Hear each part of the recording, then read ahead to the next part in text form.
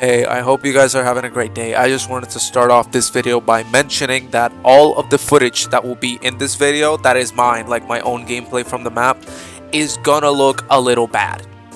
Basically, I only have Black Ops 7 on the PlayStation, but I am poor, so I don't have a graphics card, and my only way of getting the gameplay through to my PC is through YouTube, which, as you know, has horrible compression. So I really want to apologize for that, but it should be like visible enough to where you can tell what I'm talking about. So yeah, enjoy the video and have a great day. From the moment the intro to this map dropped and we saw the giant trying to crush our crew, I knew this map was going to be special. And then the gameplay trailer dropped and my feelings were further reinforced. And then the map finally came out. And ladies and gentlemen, this map is peak! Everything about it is the story, the location, the atmosphere, the score streaks, the MP40, the quest, the side Easter eggs, the boss fight, and the end cutscene too. Everything about this map makes me hard as a rock. Let's actually go step by step though. First off, I want to talk about the atmosphere. This map is drop dead gorgeous. Now, to be completely honest with you, I thought it looked a little better in the trailers. I don't know why. I feel like the map is in terms of colors, it is a bit of a dimmer blue. I thought it would be a bit more vibrant, but still, that doesn't take practically anything away from the map. This map is gorgeous to look at. And that goes for the atmosphere too. I absolutely love the Norse theme sprinkled in all throughout the map. This is a Norse fishing village after all, and it feels like it pays homage to that mythology in such a smart and beautiful way, with the names it uses for the wonder weapon being the Jotun Star, the fact that the giant is just a whole ass Viking, but giant and frozen. It is so good. Also mentioning the special enemy for this map, which thank God there's no elites. It's only one special enemy, the Necropincer, who has a shield, a trident, and is kind of like a crab thingy, but he also has a bunch of voice lines that make reference to Norse mythology. It is all so drenched in the mythos, and it is so beautifully portrayed and executed. Moving on to the, actual ongoing story of the map, that is also amazing. The fact that this is basically the birthplace of the nuke, or at least where it's implied to be, conceived and made by Richthofen. The fact that we get the backstory of this version of Richthofen, being that he made a deal with an alternate Von List, basically a deal with court effects that gave him a bit of 115 and the knowledge to wield it, but dooming 7 million lives, destroying New York completely, and basically, as he mentions, making him a victor of wars. He split the atom and sundered the world. And you know what's the craziest part? He doesn't regret it, or at least that's what we're led to believe. From the actual side Easter egg, if you pay attention, there is a few echoes and a few hallucinations he has, where there does seem to be this sliver, this little atom of regret and humanity from Richthofen, but what he actually says out loud expresses just how self-absorbed and non-human he is towards the suffering and pain he has caused, which I think is absolutely brilliant, masterfully written. The voice lines on this map are so good. Again, the BO7 continues this trend of completely upstaging Cold War and BO6 with its beautiful writing. Amazing. Enough gushing about the story though, let's actually move on into the gameplay. And I want to start off by mentioning the absolutely unexpected, at least by me, I did not expect them to do this at all, map unique score streaks. Yes, you heard me right. Modern Zombies has introduced map unique equipment, mainly score streaks, and that's okay. So first off, I want to make it clear, I love this.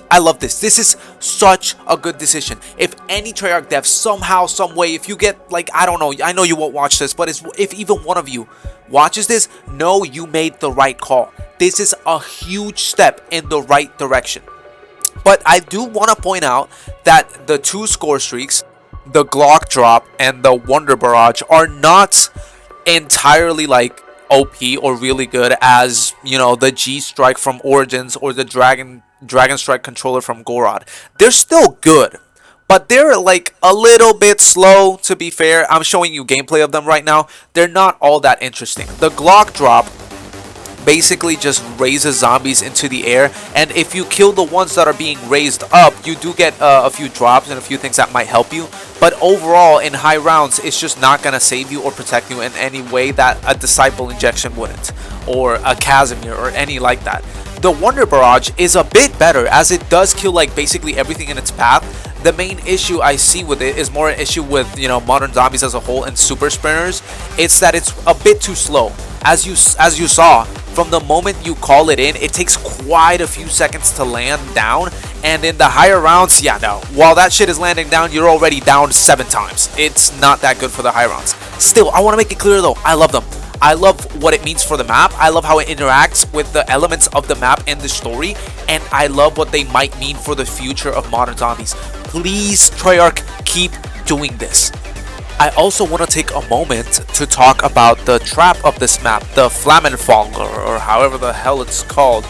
It's not too interesting in terms of design, to be honest. It's literally just 3 flamethrowers stacked on top. Well, not on top, but, you know, next to each other. But what it does do is that it has a special, unique interaction with the wonder weapon of this map. You can either turn on the trap normally by the controllers, which just spews out flames and kills zombies as you would expect from any normal trap in zombies, or you can activate it by interacting with the flamethrowers themselves, which instead of throwing flames will emit a small circle where if you stand in it, everybody who is inside of the circle will be first warm if it's a special round and there's cold around, or if you're in the boss fight. Second, they will have a higher chance to inflict napalm burst. I don't know if it is no matter if you have the ammo mod or not, but I know it does do that.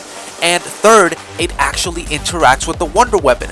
The wonder weapon, which I will explain later, has a mechanic where it throws fireballs, and you usually charge these fireballs by killing zombies with it. However, if you stand inside of the circle with within the trap, you will continually charge more fireballs, which is such a cool mechanic. I'm pretty sure the only other time we've ever seen something like this is in Citadel de Mor with the power points of power of traps. But in that case, it basically only affected you. It's basically just a trap that makes you stronger. In this case, it's a trap that works perfectly fine as a trap and also has the secondary functions to empower the player, which is so sick. And I would love to see Treyarch continue this in future maps. I want to move on to talk about the wonder weapon now though, because there is a lot of good with it. There is a bit of a complaint I have with it, but you know, we'll talk about it. The Jotenstar, which is such a cool name for a wonder weapon. Again, like I mentioned at the start of the video, so drenched in the mythos of Norse mythology, you know. It has a sick ass design. It is literally a lamp that spews out fire and you swing as if you were Ghost Rider. It is so sick. Like I mentioned before, it has the special mechanic with fireballs where as you kill zombies, the lamp will light up and it will charge fireballs within, which are basically like a small grenade that deal a pretty respectable amount of damage, especially to the special enemy, the Necro Pincer. Aside from that, there is a 3-hit combo with it because it is a melee weapon. Most of the time, as you've been seeing throughout the whole boss fight gameplay, you will just be swinging it. However, the game is meant, or at least the game tells you, that if you hit 3 times in a row, you will get this special like mid-range attack with it, which has happened to me, but it just seems to be so inconsistent. I don't really know why. I don't know if it's the mod from Melee Macchiato, which I have, that makes my melee attacks faster. I don't know if that's like messing with how the game detects the 3-hit combos. I don't know what it is, but yeah, that's a bit buggy. To be fair, that doesn't really like break the wonder weapon at all, because the wonder weapon is so fun to use. Again, well, I've never mentioned this, at least on this channel, but I absolutely love melee wonder weapons. I love the Crystal Axe and all its functions, and I love the Jotenstar. To get to the complaint though, I feel like for how big this map is and how much there seems to be riding on it, the Jotenstar feels a bit small. I don't know if you understand what I mean, but I would have liked if there was a little more to it. Now, to be completely honest and straight with you, I absolutely love the quest for the to build the Jotenstar itself. It is so cool. It starts off fairly normal, but then you get to BO3 Custom Zombies parkour map. It is so sick. So cool that you also get to see the boss, which is one of the few times you get to see him throughout the whole map. It is such a cool idea, and Treyarch, I love you for it. Please keep doing more stuff like this. BO7 is the most advanced movement COD we've had in years, and you need to take advantage of it. Obviously not for everything. I don't think everybody loves wall jumping and all of that in zombies, but there's definitely a place for it in things like, the wall running in Origins to get the free not Origins, Revelations to get the free perk. There is definitely a place for this type of gameplay in zombies, and I would love to see it continue. Again, this is something I want to make clear. I love the Wonder Weapon, okay? Just because I say it feels like it isn't enough doesn't mean it's bad. It is really, really damn fun to use. I love the quest, I love the story implications of it, and I love the design. Everything about it is good. I just wish we had more of it. Moving on from the Wonder Weapon itself though, I want to talk about this specific mechanic, I guess you could call it, that BO7 seems to be trending and having on every map, and honestly I really like it. I like this current trend we're having where every map has, I guess you could call it a gimmick. Every map has this little mini game or gimmick or thing that when you do it gives you rewards, and you can either ignore it completely or you can engage with it as you play through the rounds and earn more rewards and make your progression even faster than it would be normally. In Ashes, it was the plants. In Astra Malorum, to be fair, it was just the crystals, which to me was the most boring one, and I didn't like it at all because it's just reused from every other damn Dark Ether map.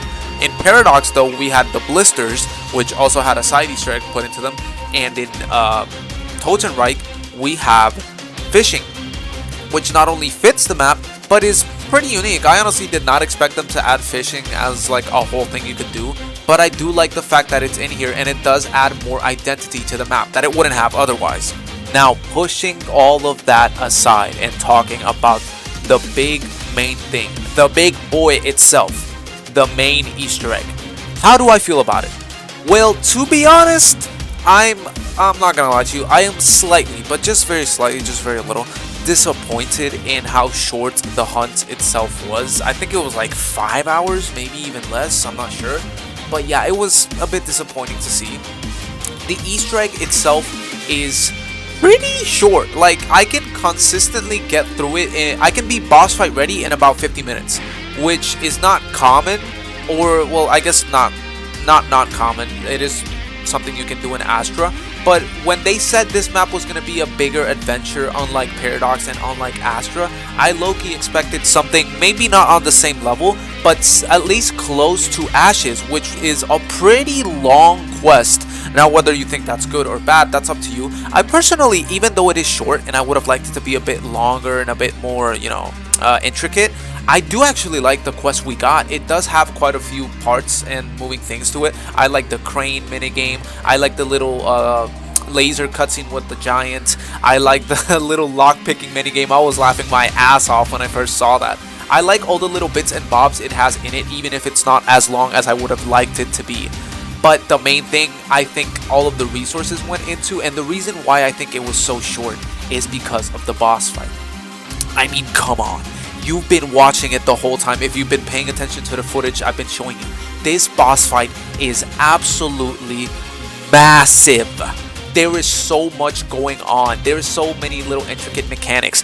The view from the arena itself is glorious. The music, while you can't really hear it because I couldn't find the soundtrack, though it's probably somewhere out there, is pretty interesting. It's not my favorite thing in the world, but it is pretty good for setting the mood. It has a lot of like throat singing and old instruments and all of that, and it is pretty tense. I love the whole idea that it is just a giant battle between the ice giant, Dravacar, and here, the Origins robot, or I guess not Origins, but you know what I mean. It is so cool, such a cool setting. I especially love the final, I guess you could call it phase of the fight, where Dravacar locks you into the smallest area of the arena, and it turns into a kind of bullet hell type thingy, where you just have to constantly keep shooting his face until he dies, while he just constantly throws rocks at you. It is so cool, such a cool idea we haven't had, I don't think, in any zombies map ever.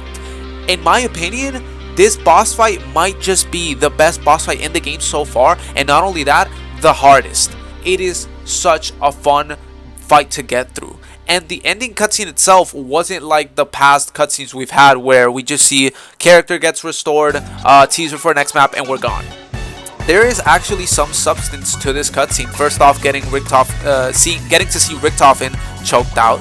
The fact that Dravakar, in my opinion, has the coolest design for any of the Shadowsmiths so far, and the fact that he actually explains in some ways the nature of the Dark Ether. There is obviously, you know, the usual teaser for next map, see you later.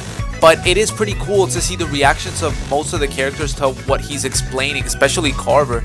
I swear, man, Carver's actor, I'm sorry I don't know his name, I'll look it up after this, but he is so underrated. He is actually so good. Every few lines he gets to say so much with so little, and his performance is seriously underrated. But yeah, the ending cutscene was pretty fulfilling, and I cannot wait for the next map. Totenreich gave me lit a fire under me that honestly I have been missing for quite a few months ever since the launch of this game, and I just hope the rest of the DLC cycle can live up to it and BO7 can be worthy of being called a classic, because this map is so damn good. But yeah, this video was long as hell. Thank you all for, you know, if you sat through it, thank you for being here. Leave a comment if you have anything to say, anything you want to ask me. I read everything. I love you guys. Have a great day, and thank you.